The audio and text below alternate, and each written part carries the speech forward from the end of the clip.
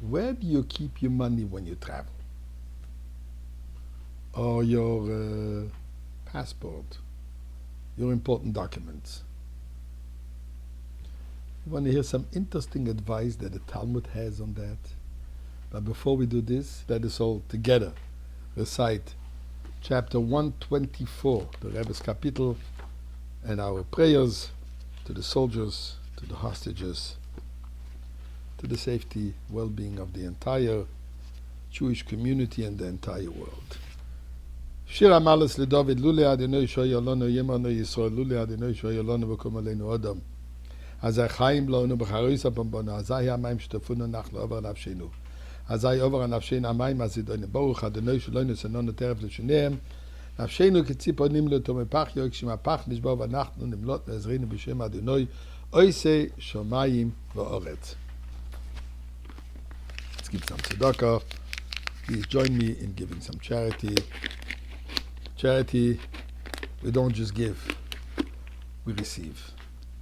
The more we give, the more we get in return, on all levels. Health, parnasa, naches, everything. Okay, so going back to my question, where do we keep our money when we travel? Talmud, Baba Metzia, Perek HaMafkid. And the Mishnah says the following: Hamafkid mois etzel chaveroi. If one deposits money, coins, remember that money at that time was coins, there was no bills or credit cards or bitcoins, etc. It was actual coins. So he trusts a friend of his to keep it for him. So then what he did, this individual, called him the Bailey, bound it in a cloth, but he slung it over his back. Or he gave it to his younger children to safeguard it. Or didn't lock the door of the house properly. So, and the money was stolen, then he is responsible for it. The Bailey is responsible for it because he did not keep it, didn't protect it properly. He didn't safeguard it properly. So the Gemara says the following. The Gemara asks a question. I understand when he gives it to a child, or when he leaves the door open at the house and the thieves can come in, that he's responsible for it. Why? Because he was neglecting. Now, if you're neglecting, even if you do not take any remuneration for doing that favor of holding, of keeping, of safeguarding somebody else's money, since you were neglectful, it's called a pesheya, and you are responsible for it.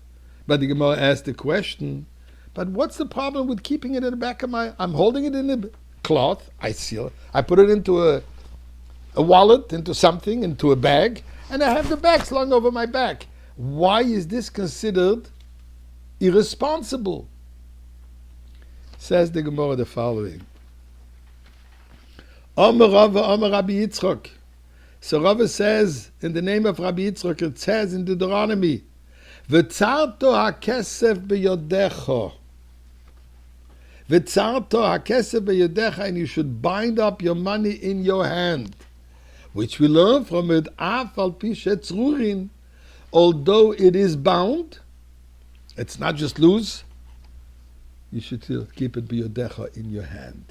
In other words, you cannot just sling it over your back, you have to make sure that you know where it is, you see it, you have it with you in a very protective way. So here, my friends, here's a little tip about traveling. But here's another tip about investments, especially these days. There's so much confusion. Tariffs, we in Canada, we're very concerned about it. And the whole world is in a chaotic state of investments and business and so on. So listen to what the Gemara says. The Gemara, the same Gemara says for further. V'amar Rabbi Yitzchok, since we're talking already about money, what to do with your money. Listen to advice. 2,000 years ago. A person should always have his cash with him. And goes back to the verse, Betzarta kesef b'yedecha. And then he says, Yashlish Adam es moisef. A person should divide his funds in 3 parts. Shlish bekarka, 1/3. He should either hide in the earth or invest in real estate. Shlish beparkamatya, 1/3 of his money he should use for business, whatever the business is. But he should not put all his eggs in one basket, so to say. And v'shlish tachas yadoi, and always keep 1/3 with you. What an amazing practical piece of advice for any time. Remember, 1/3 in real estate, 1/3 in business, and 1/3 in cash. But you know what, Eibishter? We want already the time when there is Madanim Ka'offer, plentiful for everybody, the time of Mashiach.